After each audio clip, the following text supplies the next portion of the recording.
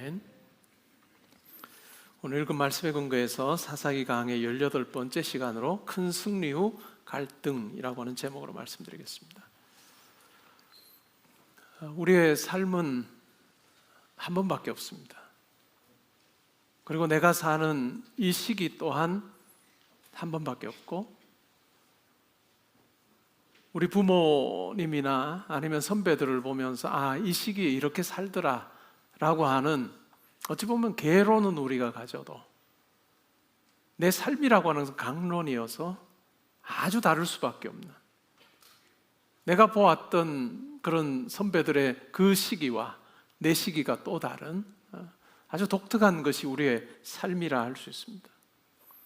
이러한 인생을 살면서 어떻게 내 인생을 가꾸느냐 하는 것이 매우 중요합니다. 특별히 우리는 성도로서 하나님 앞에서 내 인생을 어떻게 신앙인으로 가꾸느냐라고 하는 부분이 매우 중요하고, 오늘 이 말씀을 통해서, 우리가 읽은 말씀을 통해서 확인해 보게 되는 것은 내가 누구냐, 내가 무엇으로 사는 사람이냐라고 하는 것을 확인하는 자기 인식이 우리에게 매우 중요하다 하는 부분을 우리가 알게 됩니다. 하나님의 은혜가 사라지면 겸손도 사라집니다. 하나님의 붙들어 주심이 사라지면 내 삶 가운데서 온유함이 사라지고, 결국 내 삶의 주체가 바로 내가 되는, 하나님이 떠난 곳에 성도 또한 거룩한 하나님의 형상이 남는 것이 아니라 이 세상을 향한 욕심 있는 죄악된 본성만 남게 되는, 그것이 우리의 인생인 것 같습니다. 오늘 이 말씀을 통해서 나는 무엇을 의지해서 살고 있는가 하는 자기 인식을 우리가 확인해 보는 그런 시간이 되면 좋겠습니다. 기드온과 300용사, 300명의 어중이 떠중이라고 말씀드렸습니다. 하나님께서 이러한 사람들을 통해서 말도 안 되는 싸움을 하게 하셨고, 결국 하나님의 방법대로 이 300명의 사람들이 연합군, 미디안 연합군 13만 5천 명을 아주 대파합니다. 12만 명은 죽었고 이제 1만 5천 명이 도망한 상태에 있습니다. 큰 승리를 거둔 거죠. 하나님의 방법대로 이루었습니다. 그래서 이 남은 1만 5천 명을 추격하기 위해서 기드온이 납달리, 아셀, 므낫세 지파에 요청을 합니다. 와서 이 남은 자들을 죽이는 그 일에 함께 해달라고 그렇게 요청을 합니다. 그리고 이번에는 에브라임 지파에게도 부탁을 합니다.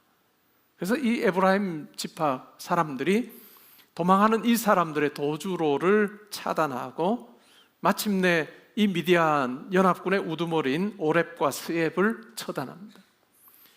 오렙이라고 하는 이 말의 의미는, 이름의 의미는 큰 까마귀입니다. 그리고 스엡은 늑대입니다. 이 미디안의 두 우두머리의 이름을 통해서 이스라엘 백성들을 이 미디안 사람들이 어떻게 했는가 하는 것이 잘 드러나 있습니다. 늑대가 물어 뜯듯이, 그래서 마침내 죽이듯이, 그리고 죽은 시체 위에 까마귀들이 날아 앉아서 그냥 다 시체를 먹어버린 것처럼 이 미디안 사람들이 이스라엘 백성을 그만큼 잔혹하고 힘들게 했다라고 하는 그러한 모습이 드러나고 있어요. 그런데 이와 같은 사람들을 하나님께서 심판하십니다. 외부 전쟁은 끝났습니다.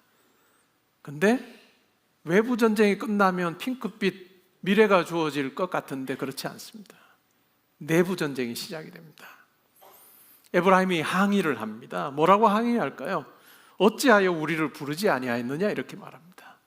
여기서 어찌하여 우리를 부르지 않았느냐라고 하는 이 말의 의미는 뭘까요? 미디안 연합군과 전쟁을 치려고 할 때 에브라임 지파 사람들에게 요청하지 않았습니다.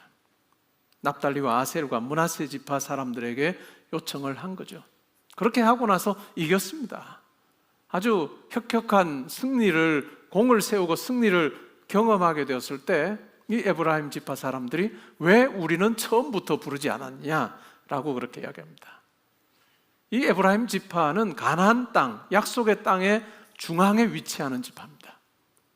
그리고 아주 12지파 중에서도 아주 강한 지파예요.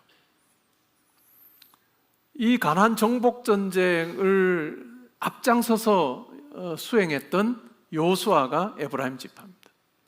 그리고 이제 앞으로 나타나게 될 아주 유명한 사무엘 선지자 또한 이 에브라임 지파입니다. 수도 많았고 아주 걸출한 인물들을 배출한 그와 같은 지파입니다. 그래서 이 북쪽 이스라엘과 남쪽 유다로 나뉘었을 때 북쪽 이스라엘을 부를 때 에브라임이라고 부르는 경우가 있습니다. 남쪽 유다를 이야기할 때 유다라고 부르죠. 그만큼 이 에브라임 지파는 굉장히 크고 자부심을 가질 만한 많은 지도자들이 배출된 그런 지파입니다.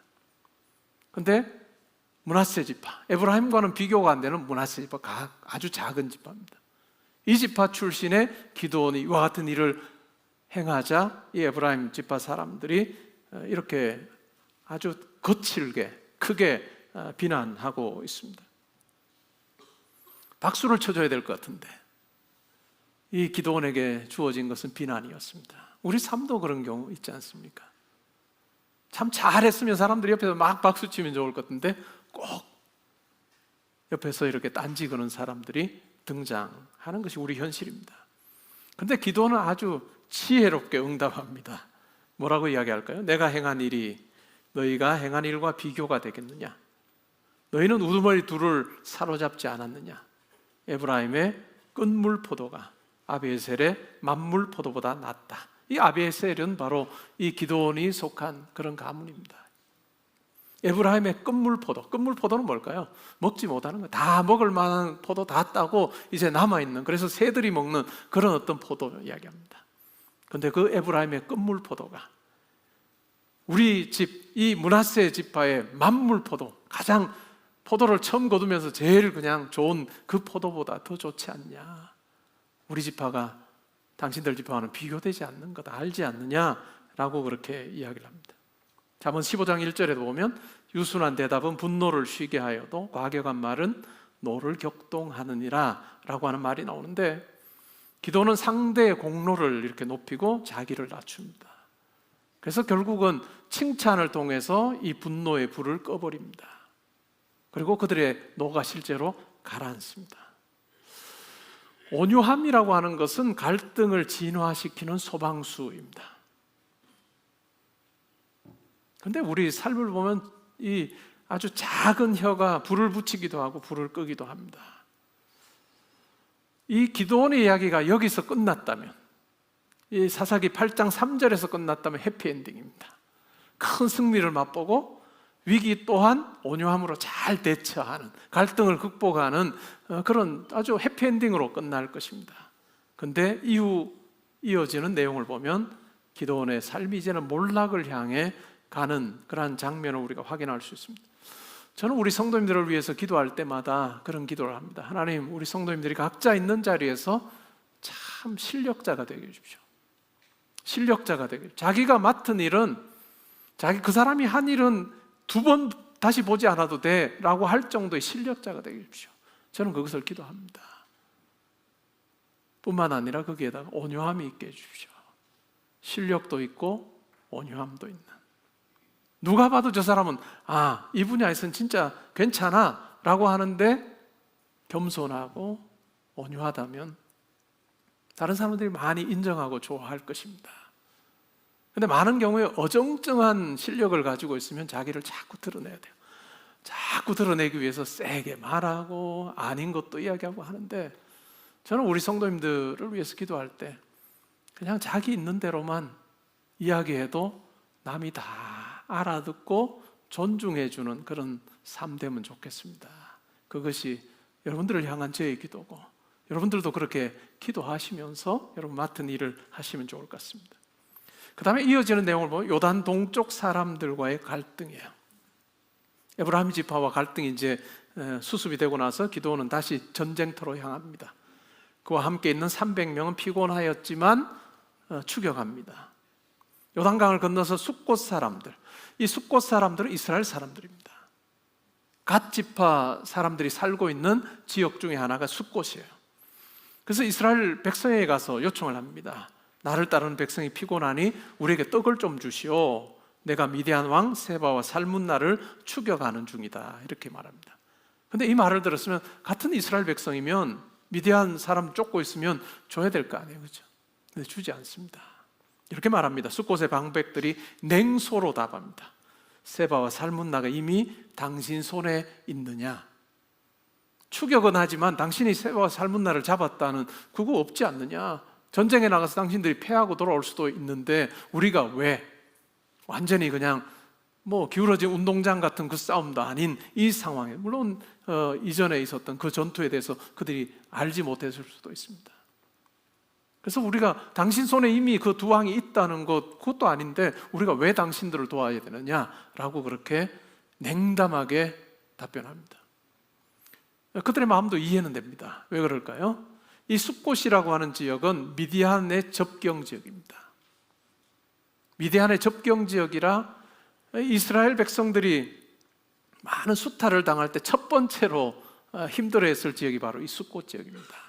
그리고 본문에 등장하는 분우엘 지역입니다. 그러니까 그들은 미디안의 많은 침략을 경험한 거예요. 그런 상황에서 만약에 이 기드온과 함께하는 사람들에게 떡을 주고 물을 주고 도와주게 되었을 때 혹시라도 이스라엘 백성들이 이 300명의 사람들이 지게 되었습니다. 이 왕들이 이기게 되었을 때 그들이 겪게 될 그런 어떤 고난이라고 하는, 이전에 겪었던 것보다 훨씬 더 클 수 있는 그런 상황이기 때문에 냉담하게 대합니다. 그러자 기드온의 다른 얼굴이 드러납니다. 숫곳에게 이렇게 말합니다. 세바와 살문나를 잡은 후에 가시와 찔레로 너희의 살을 찢어버리겠다. 그리고 분우엘 지역으로 가서 같은 요청을 하지만 또한 똑같이 거절을 당합니다. 그래서 어떻게 말할까요? 돌아오는 길에 이 망대를 내가 헐어버리겠다. 지금 기드온이 누구에게 하는 이야기죠? 이스라엘 백성들에게 하는 이야기입니다. 구약 성경에서 동족을 향한 이런 어떤 엄청난 그런 어떤 저주 그리고 경고, 이것이 등장하는 어찌 보면 첫 번째 케이스라 할 수 있습니다. 그리고 실제로 돌아오는 길에 이 기드온이 이야기했던 대로 그들을 죽이고 망대를 허는 일을 행하게 됩니다. 에브라임 앞에서는 어떨까요? 너희가 나보다 낫다. 당신들이 한 일이 내가 한 일보다 훨씬 더 크다라고 그렇게 이야기했던 그의 입술이 이제 약한 도시들 앞에서는 이기고 돌아오면 가만두지 않겠다라고 하는 걸로 바뀝니다. 어찌 보면 겸손을 잃게 되면 힘의 언어가 지배를 하게 됩니다. 그러면 왜 이런 모습으로 바뀌었을까 생각을 해보면 기드온이 자기 인식 자체가 잘못된 것 같아요. 기드온에게 있었던 자기 인식, 내가 누군가, 내가 뭐로 살고 있는가, 내가 지금 이와 같은 것을 누리는 그 원천이 뭔가를 그는 잊어버렸습니다. 스스로 왕이 되어가는 기드온의 모습입니다.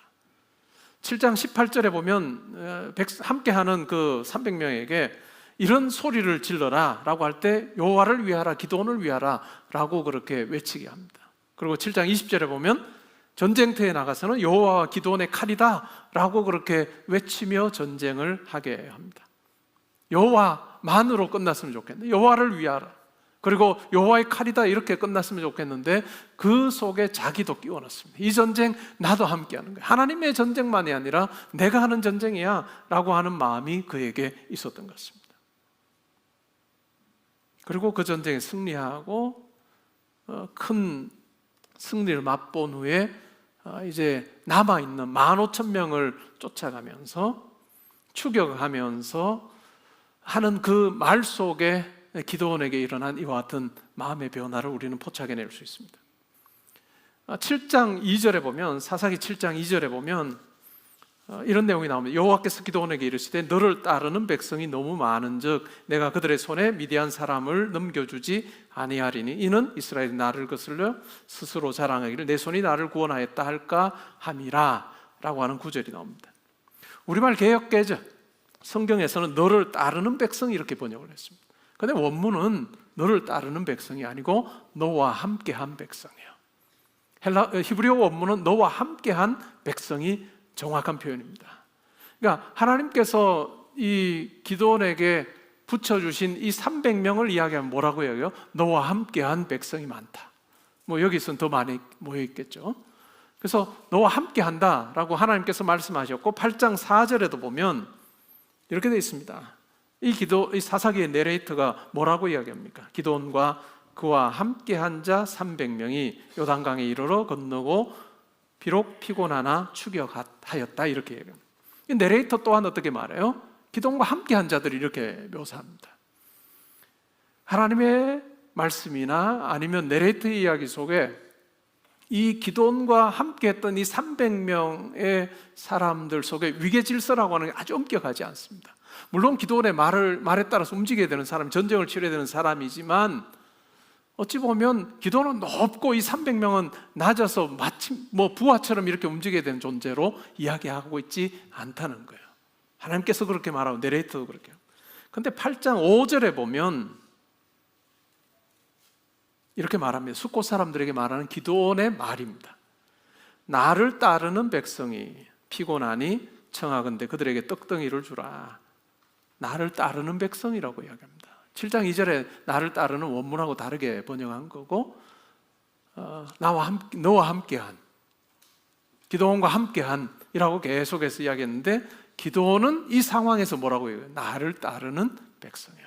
이 나를 따른다라고 하는 이 말의 의미는 내 발에 있는 백성입니다. 원문의 의미를 더 정확하게 거칠게 좀 표현해보면 내 발에 있는 백성이에요. 내 발 아래 있는 백성이에요. 내 발 아래 있는 자라고 하는 이야기입니다. 전쟁에 큰 승리를 경험하고 나서 추격하고 있는 그 상황에 있는 이 기드온의 마음은 뭘까요? 내 발 아래 있는 300명하고 내가 지금 같이 가고 있어 라고 했는 이야기예요.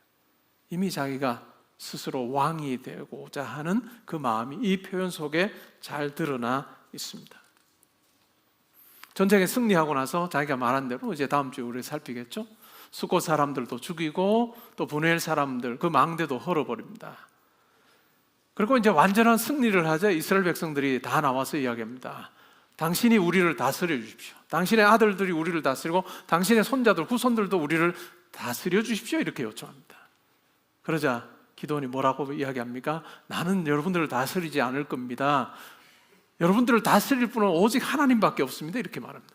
그 말로 보면 진짜 잘하는 말이에요. 근데 그러고 나서 요청을 합니다. 뭔 요청을 할까요? 당신들이 전쟁에서 얻었던 그 금고리를 나에게 좀 주시오. 여자들이 이렇게 하는 요 작은 금고리가 아니라 남자들도 했던 그런 고리였던 것 같아요. 그 금고리를 내게 좀 주시오라고 해서 모아보니까 그게 한 2kg 정도 돼요. 그 2kg 정도 되는 금으로 뭘 만들어요? 에봇을 만듭니다. 에봇은 뭘까요? 대제사장이 입는 옷이에요. 그리고 그 에봇을 자기의 성읍에 걸어둡니다. 이것이 이제 이스라엘 백성들이 하나님에게서 떠나게 되는 한 이유기도 했습니다. 그리고 나서 많은 자녀들을 두죠. 자녀가 70명인가요? 아들이. 그리고 처백에서 아들이 태어나서 그 아들의 이름을 아비멜렉이라고 그렇게 이름을 붙였습니다. 아비멜렉의 이름이 뭘까요? 내 아버지는 왕입니다. 아비멜렉의 이름의 뜻은 내 아버지는 왕. 이 내 아버지가 누구죠? 기드온이에요. 이 모습 속에 이미 자기는 왕이 돼서 통치하는 그런 모습을 우리는 기드온의 말년을 통해서 확인하게 됩니다. 자기 스스로 왕이 될 때, 그러니까 하나님께서 자기에게 베푸신 은혜를 잊어버릴 때, 그는 이제 겸손함과 온유함은 다 잃어버리게 되고 교만함이 자리 잡게 되는, 악한 말이 자기의 입을 통해서 마구마구 쏟아져 나오는 그러한 모습을 보게 됩니다.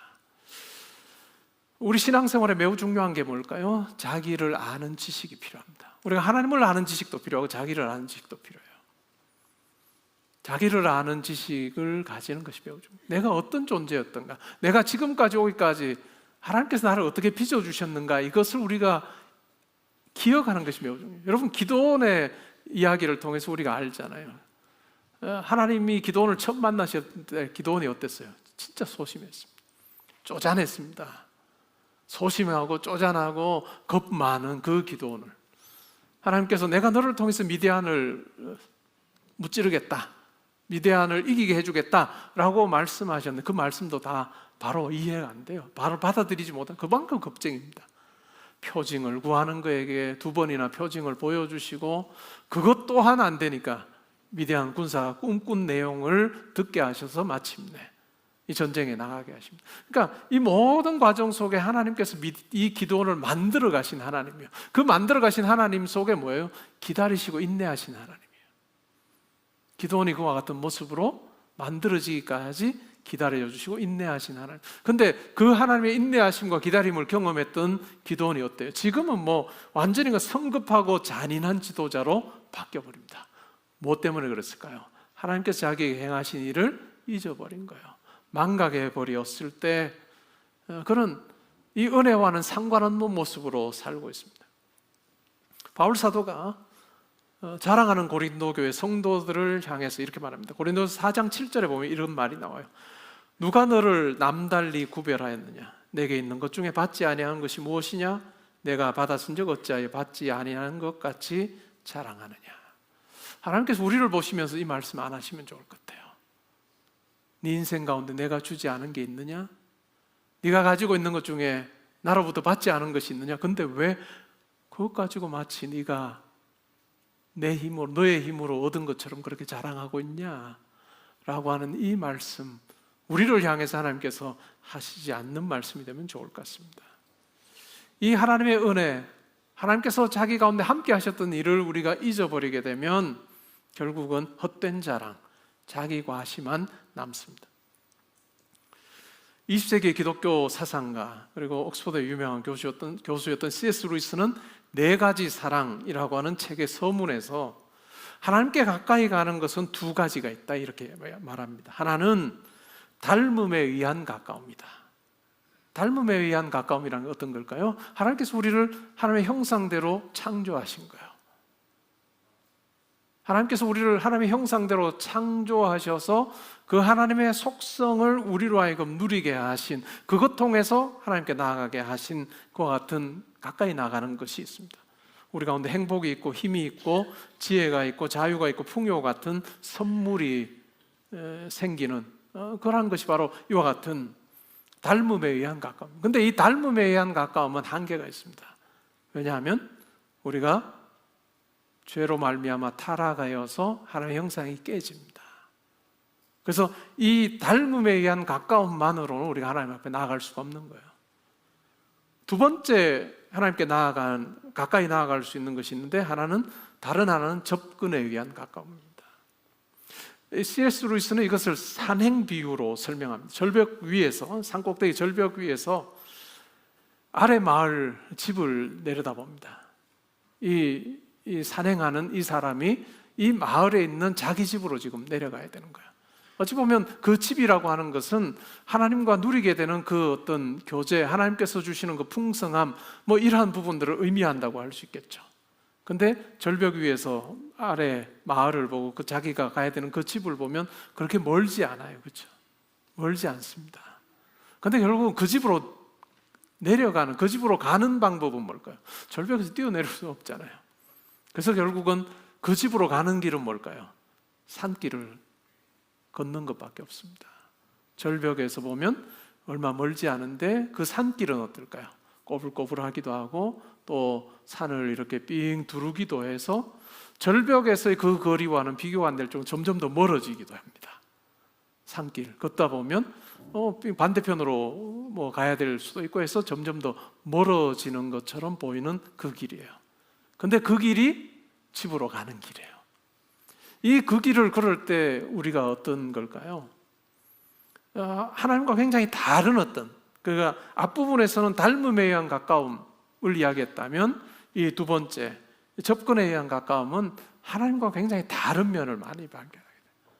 하나님은 전능하신 분인데 이 가까이 가는 이 접근을 통해서 가까이 하나님께 나아갈 때 우리가 가지게 되는 모습은 뭘까요? 전능하신 하나님 앞에 우리는 전능하지 않은 존재로, 하나님께 우리는 필요를 구하는 존재로 갈 수밖에 없는 거예요. 하나님은 완전한 의로우심, 그리고 하나님께서 행하시는 모든 일은 다 의롭습니다. 근데 우리는 그렇지 않은 거예요. 그래서 우리가 의로우신 하나님께로 나아가는 그 과정에서는 필연적으로 나의 죄에 있음을 고백하는 회개가 필연적으로 따라올 수밖에 없는 거예요.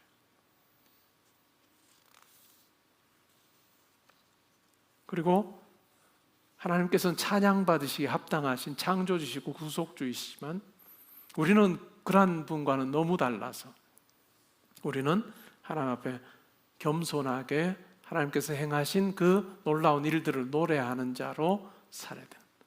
내가 영광, 내가 찬양받는 것이 아니라 오히려 하나님 앞에 겸손하게 찬양하는 자로 살아야 돼. 이것이 하나님의 속성과는 굉장히 달라 보이는 이것이 어찌 보면 하나님께로 우리로 하여금 더 가까이 나아가게 하는 비결이다 라고 하는 이야기입니다. 이렇게 생각해 보면 뭘까요? 우리 가운데 있는 온유함이 하나님께 나아가는 방법이에요. 우리에게 우리의 삶에서 발견되는 겸손함이 하나님께 나아가는 거예요.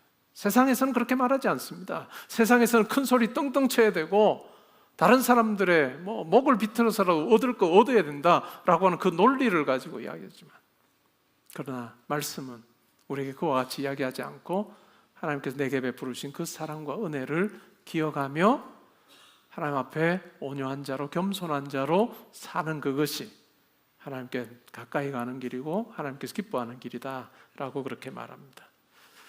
우리는 이 산행의 중요한 모범을 보여주신 분을 압니다. 바로 예수님이십니다. 우리 교회 오늘 원래 표어가 바로 예수 그리스도의 마음을 본받는 교회인데, 빌립보서 2장 5절에서 이렇게 말합니다. 너희 안에 이 마음을 품으라고 그리스도 예수의 마음이다. 그는 근본 하나님과 동등한 본체시지만 내가 하나님과 동등한 자다라고 그렇게 취하지 아니하시고 오히려 자기를 비워서 종의 형체, 우리와 같이 되셨다. 그냥 같이 되신 것으로 뿐만 아니라 그의 이 땅에서의 전 삶을 통해서 하나님께 순종하셨고 죽기까지 복종하셨다. 이것이 바로 그리스도의 마음입니다.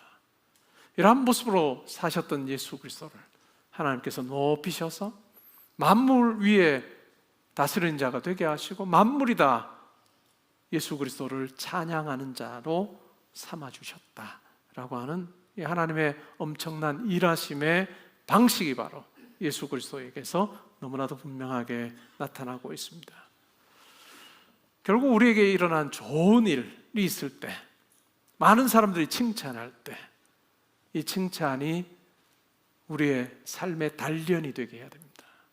칭찬을 들을 때 교만하고 우쭐대는 것이 아니라 나를 달아보는 저울이 되어야 될 겁니다. 사람들이 칭찬하는 그 일과 하나님께서 내게 베푸신 그 놀라운 은혜와 사랑을 비교할 때 항상 비교가 안 될 정도로 하나님 쪽이 무거운 그 고백을 하며 살 때 하나님께서 우리를 보시며 기뻐하실 것입니다. 여러분의 말을 한번 잘 살펴보십시오. 여러분이 분노하는 그 분노의 속도도 한번 잘 살펴보십시오. 많은 사람들에게 말을 세게 하죠. 저는 그런 기도를 합니다. 우리 교회가 서울에 있는 한 교회라면 저는 오고자 하는 모든 성도 다 오시면 좋겠죠. 근데 서울엔 교회가 많습니다. 우리 동네도 교회가 많습니다. 그래서 저는 기도할 때마다 하나님, 그냥 작게 이야기해도 다 알아듣는 성도 보내주십시오. 크게 세게 이야기 안 해도 척척 알아듣는 성도님들. 그래서 교회 안에 별것 아닌 거 가지고 서로 이런 교회들이 얼마나 많아요.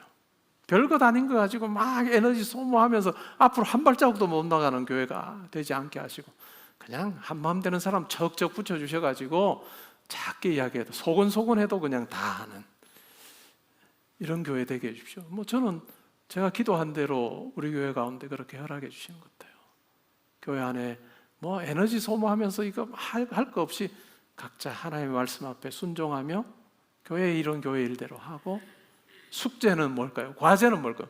어느 누구도 대체해 줄 수 없는, 대신해 줄 수 없는 각자의 자리, 하나님께서 하나님으로부터 받은 그 사랑과 은혜 붙들고 내가 잘 사는 것, 다른 사람 쳐다보기도 전에 내가 잘 사는 것, 그것이 가장 중요한 그러한 모습으로 달려가는 우리 성도님들 되게 해주십시오 라고 저는 그렇게 기도했고, 이것은 제가 목회 현장에 있는 동안 매일 날마다 하는 기도가 됩니다.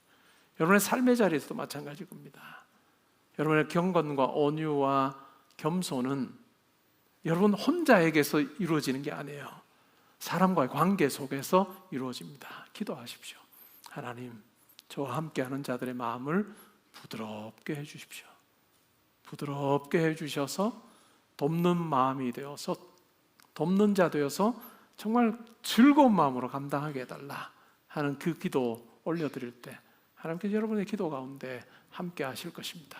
나만을 위한 기도 아니라 내가 함께 하는 자들을 위한 기도를 더불어 하게 될 때 하나님께서 여러분들의 삶 가운데 여러분들에게 나타나셨던 그 하나님의 온유하심과 또 사랑이 여러분과 함께하는 많은 사람들에게도 더 이렇게 퍼져가게 하시는 그 은혜가 있으리라 믿습니다.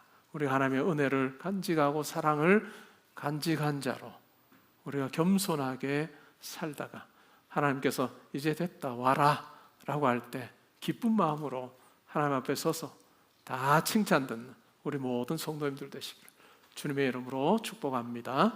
아멘. 우리 괜찮으시면 그 자리에 일어나셔서 오늘의 기도 읽고 찬양하겠습니다.